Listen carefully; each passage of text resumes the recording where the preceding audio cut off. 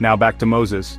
In Numbers 16, during the rebellion of Korah, we see Moses, as usual, pleading for God's mercy, until we get to verses 12 through 15, Numbers 16, 12 through 15. And Moses sent to call Dathan and Abiram, the sons of Eliab, which said, "We will not come up. Is it a small thing that thou hast brought us up out of a land that floweth with milk and honey, to kill us in the wilderness, except thou make thyself altogether a prince over us? Moreover, thou hast not brought us into a land that floweth with milk and honey, or given us inheritance of fields and vineyards. Wilt thou put out the eyes of these men? We will not come up." And Moses was very wroth, and said unto the Lord, "Respect not thou their offering. I have not taken one ass from them, neither have I hurt one of them." Normally, Moses intercedes for Israel, pleading for God's mercy to withhold judgment.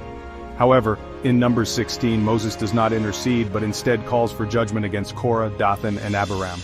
This shift in Moses' response is significant and raises an important question. Why does Moses call for judgment instead of mercy this time? In Numbers 16, Moses calls for judgment rather than mercy, because the rebellion of Korah, Dathan, and Abiram was not just an act of fear or weakness, but a deliberate and arrogant challenge to God's appointed leadership.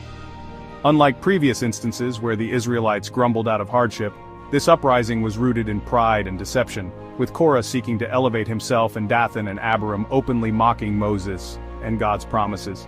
Their defiance was not merely against Moses, but against God himself, making their rebellion a direct rejection of divine authority. When God declared his intent to destroy the entire congregation, Moses still interceded for the people at large, pleading that only the guilty should be judged. However, for the ringleaders, he did not ask for mercy, recognizing that their sin was deliberate and corrupt.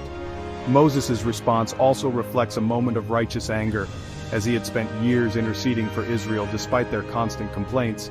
Yet this time, the challenge was not about survival, but about power and control. This event serves as a warning that there comes a time when judgment is necessary, particularly when rebellion threatens the foundation of God's order. The earth swallowing up the rebels was meant to demonstrate that opposing God's rule leads to destruction, and Moses, understanding this, aligned himself with God's judgment rather than pleading for mercy. This moment marks a shift from intercession to divine justice, showing that while God is merciful, persistent, and arrogant defiance against his authority eventually leads to judgment.